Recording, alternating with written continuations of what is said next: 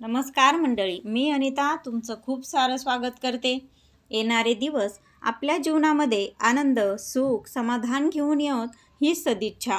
तर मंडळी, यंदा 10 मे 2024ला अक्षय तृतीया आहे आणि अक्षय तृतीया हा एक 3.5 मुहूर्तांपैकी एक असा शुभ मुहूर्त आहे। त्यामुळे या दिवसाला अनन्यसाधारण असं महत्त्व असतं। आपण या दिवशी भगवान विष्णू आणि माता लक्ष्मी यांची पूजा करत असतो, पण त्याचबरोबर अक्षय तृतीयेला आपण पितरांची सुद्धा सेवा करायची असते। पितरांना प्रसन्न करण्यासाठी आणि त्यांची सेवा करण्यासाठी आपण अक्षय तृतीयेला पूजा मांडणी करत असतो। हे पहा मंडळी, आपल्यावरील पितृदोष दूर करण्यासाठी हा एक अत्यंत महत्त्वाचा असा हा दिवस आहे। या दिवशी जर आपण पितरांची योग्य पद्धतीने पूजा केली तर तुमच्यावरील जो काही पितृदोष असेल तो दूर होईल। आपल्याला सर्वांना हे माहीतच आहे की अक्षय तृतीयेला मुख्यतः पितरांचाच एक सण असतो आणि आपण जर ह्या दिवशी पितरांची सेवा केली तर आपल्याला पितरांचा आशीर्वाद मिळतो।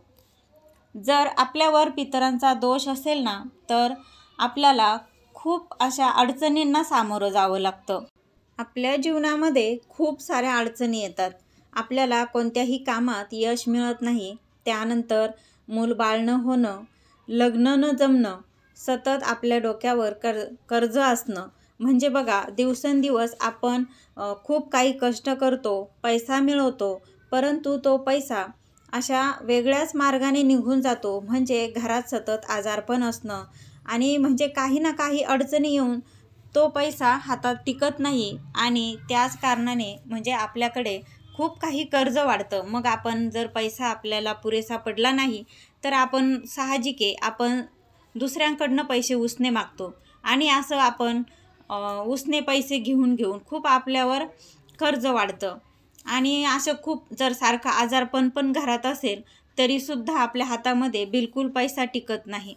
तर बघा, असं जर आपल्यावर जर पितृदोष असेल ना तर खूप असंख्य अशा अडचणी येतात। जर तुमच्या पण घरामध्ये जर अशी काही लक्षणं दिसत असतील तर समजून जा तुम्हाला पितृदोष आहे। आणि जर आपल्यावर जर जेव्हा पितृदोष असतो ना तेव्हा कितीही देवाची सेवा करा, पूजा अर्चा करा, होम हवन करा, त्याचं आपल्याला कधीच फळ मिळत नाही। कारण आपले पितृ हे आपल्याला त्याचं फळ हे मिळूनच देत नाही। तेव्हा एक गोष्ट तुम्ही नेहमी लक्षात ठेवा की आपल्याला देवाला प्रसन्न करण्याआधी आपल्याला आपल्या पितरांना प्रसन्न करणं अतिशय गरजेचं आहे।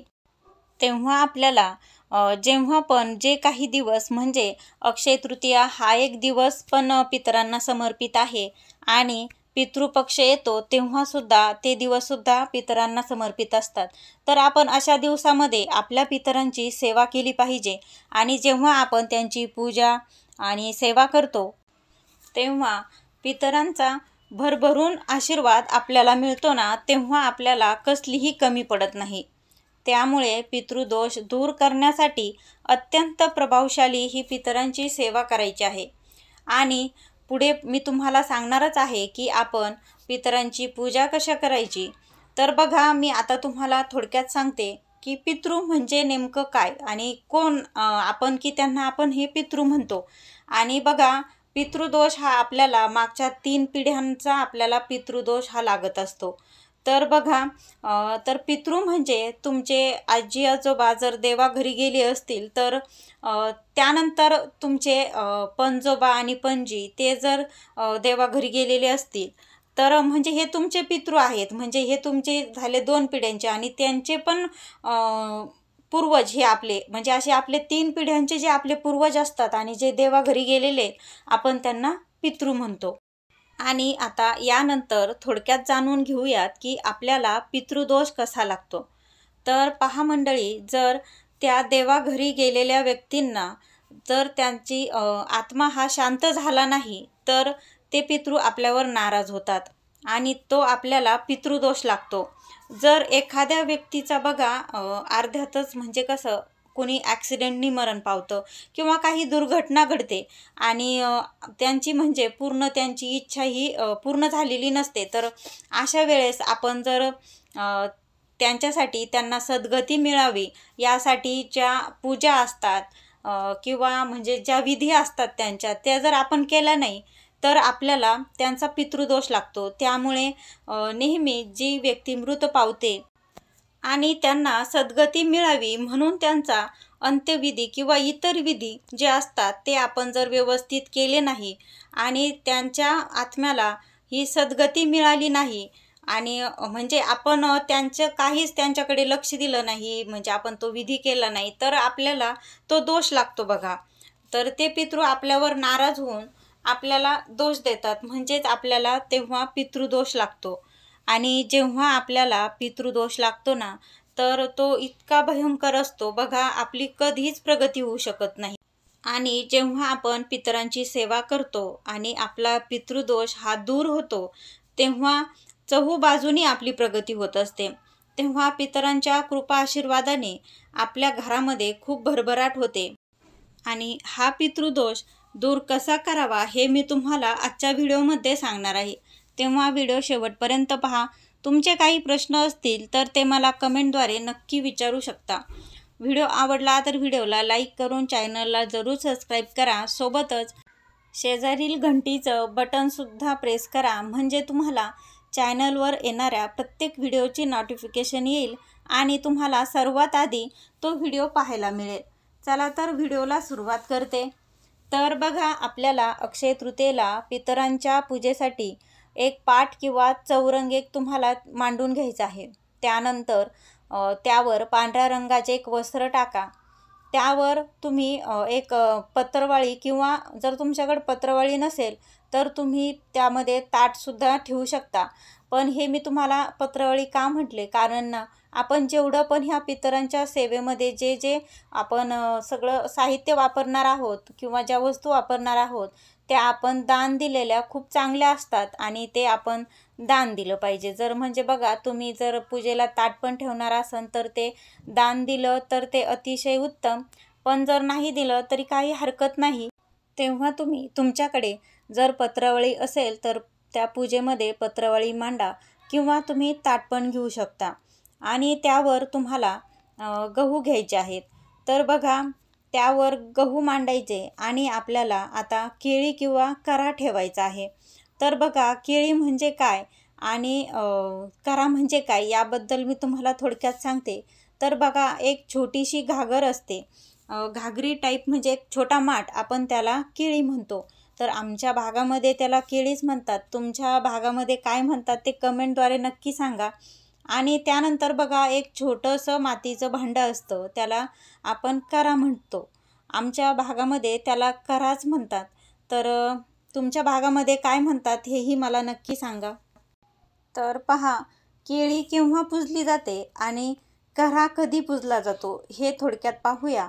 तर बघा, पितृ जेव्हा स्त्री असेल, म्हणजेच देवाघरी गेलेली व्यक्ती ही स्त्री असेल, तर आपल्याला ह्या अशा वेळेस आपल्याला केळी म्हणजेच आपल्याला ती छोटीशी घागर ही पूजेमध्ये मांडावी लागते किंवा त्याची आपल्याला पूजा करायची असते. आणि त्यानंतर जर पितृ व्यक्ती हा जर पुरुष असेल तर आपल्याला कराची पूजा केली जाते. आणि जर सासू सासरे दोघेही देवाघरी गेलेली असतील ना, तर आपल्याला करा आणि केळी दोन्ही असं एकावर एक, मी तुम्हाला असं दाखवते आहे चित्रामध्ये ना, आपल्याला तो फोटो दाखवते. तर याप्रमाणे आपल्याला एकावर एक ठेवून त्याची पूजा करायची असते. तर बघा, आधी तुम्हाला पूजा करायच्या आधी, आता ही तुम्हाला मी फक्त पूजा मांडणी कशी करायची याबद्दल मी तुम्हाला फक्त माहिती सांगितली. तर जेव्हा आपल्याला पूजा करायला सुरुवात करायची असते ना, तेव्हा सगळ्यात पहिले आपल्याला दिवा प्रज्वलित करायचा आहे. आणि ज्या पाटावर किंवा त्या पत्रावळीवर आपण जे गहू ठेवलेले आहेत आणि त्यावर आपल्याला ती केळी आणि करा असा त्यामध्ये ती स्वच्छ धुवून आपल्याला त्यामध्ये पाणी भरायचं आहे. बघा, आपण जेव्हा करा आणि केळी स्वच्छ धुवून त्यामध्ये पाणी भरून झाल्यानंतर आपल्याला विषम संख्येमध्ये त्याला कलावा बांधायचा आहे. म्हणजे बघा, तो लाल पिवळा जो धागा असतो ना, तर तो आपल्याला विषम संख्यामध्ये म्हणजे 3, 5, किंवा म्हणजे 9 असं तुमच्या इच्छेने तुम्ही ना त्याला असं आपण जेव्हा मंगल कलश हे करतो ना स्थापन, जेव्हा आपण कसं त्याच्या गाळ्याभोवती आपण हे बांधतो, कलावा बांधतो, सेम तसंच फक्त आपल्याला हा विषम संख्येमध्ये आपल्याला इथे कलावा बांधायचा असतो. त्यानंतर आपल्याला त्या घागरीमध्ये 1 रुपया सुपारी टाकून आपल्याला अक्षदा टाकायच्या आहेत, हळद कुंकूसुद्धा आपल्याला टाकायचं आहे. त्यानंतर 1 फूलसुद्धा आपण टाका आणि त्यावर तुम्ही अष्टगंध, चंदन किंवा कुणी कुंकुवानीसुद्धा आपल्याला त्याच्यावर अशा 5 दिशेला 5 रेषा ओढून घ्यायच्या आहेत. तर बघा, रेषा ओढताना आता तुम्हाला इथे जेव्हा पण आपण कोणती पण पितरांची जेव्हा पूजा करतो ना, तर ती आपल्याला अशी उलटी करायची असते. म्हणजे जेव्हा आपण मंगल कलशाची स्थापना करतो ना, तर आपण खालून वर अशा आपण कुंकवाच्या रेषा ओढतो. तर पितरांच्या पूजेमध्ये आपल्याला उलट करायचं असतं. तर आपल्याला वरून खाली अशा 5 दिशांना 5 रेषा ओढायच्या असतात. आता पूजा मांडणी झाल्यानंतर त्या करा आणि केळी त्यावर आपल्याला पुरणपोळीचा नैवेद्य आणि मुख्य म्हणजे आपल्या त्या नैवेद्यामध्ये 1 फळ म्हणजे खरबुजाचं फळ एक पाहिजेच असतं. त्यानंतर असेल तर टरबूज तुम्ही ठेवू शकता आणि आंबा हे 1 फळ आपल्याला ठेवायचंच आहे. पहा, पितरांना आंबा खाऊ घातल्याशिवाय आपण आंबा खायचा नसतो. ज्यांचे पण आईवडील वारलेले असतात म्हणजे देवाघरी गेलेले असतात त्यांच्यासाठी हा एक नियमच असतो. आता ही सर्व पूजा तुम्ही दुपारी 12 वाजेपर्यंतच तुम्हाला ही करायची असते. त्यानंतर बघा, तुम्हाला पितृसूक्त म्हणायचं आहे. तर बघा, आपण ही पूजा झाल्यानंतर आपण पितरांसाठी काय काय सेवा करू शकतो, तर हे मी तुम्हाला सांगते. म्हणजे करू शकतो म्हणजे ह्या आपल्याला सेवा करायच्या आहेत आणि ह्या आपल्याला 1 दिवस तरी आपण पितरांसाठी सेवा करायलाच पाहिजे. तर बघा, सर्वात पहिले तर आपल्याला पितृसूक्त हे आपल्याला दक्षिणेकडे तोंड करून म्हणायचं आहे. कारण बघा, तुम्हाला सर्वांना माहीतच आहे, दक्षिण दिशा ही यमाची दिशा मानली जाते. म्हणून दक्षिण दिशेला तोंड करून पितृसूक्त म्हणायचं आहे. आता यानंतर अत्यंत प्रभावशाली असा उपाय मी तुम्हाला सांगणार आहे. तो तुम्ही या दिवशी नक्की करा. त्याने तुमचे पितृ हे तुमच्यावर प्रसन्न होतील.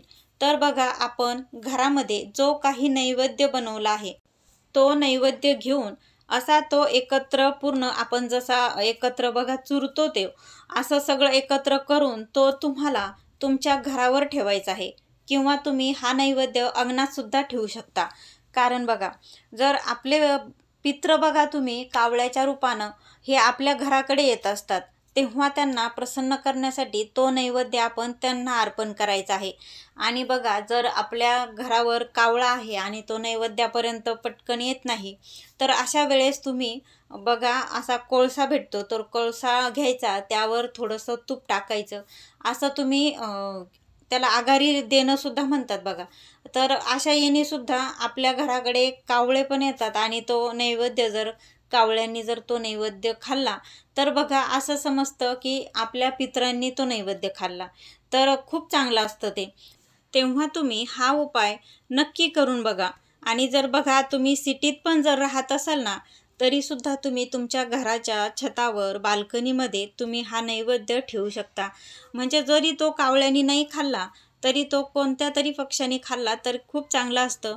आणि जर ते पण जर नसेल तर तुम्ही हा नैवेद्य गाईला सुद्धा खाऊ घालू शकता. त्याने सुद्धा खूप म्हणजे बघा, आपल्याला जेव्हा जे ब्राह्मण देवा असतात ते सुद्धा आपल्याला असा सल्ला देतात की आपण जी पितरांसाठी जे बनवलेलं असतं ना, तर ते आपण जर गाईला दिलं तर ते आपल्या पितरांना मिळतं असं म्हटलं जातं. असं हे शास्त्राप्रमाणे जी माहिती मला मिळाली आहे तीच मी तुम्हाला तुमच्यापर्यंत पोहोचवत आहे. तर बघा मंडळी, अशी ही छोटीशी माहिती परंतु अत्यंत महत्त्वाची अशी मला तुमच्यापर्यंत पोहोचायची होती. आय होप की ती तुम्हाला आवडली असेल. व्हिडिओ आवडला तर व्हिडिओला लाईक करा, शेअर करा. चॅनलवर जर नवीन असाल तर चॅनलला जरूर सबस्क्राईब करा. भेटूया अशाच एका नवीन माहितीबरोबर. तोपर्यंत श्री स्वामी समर्थ.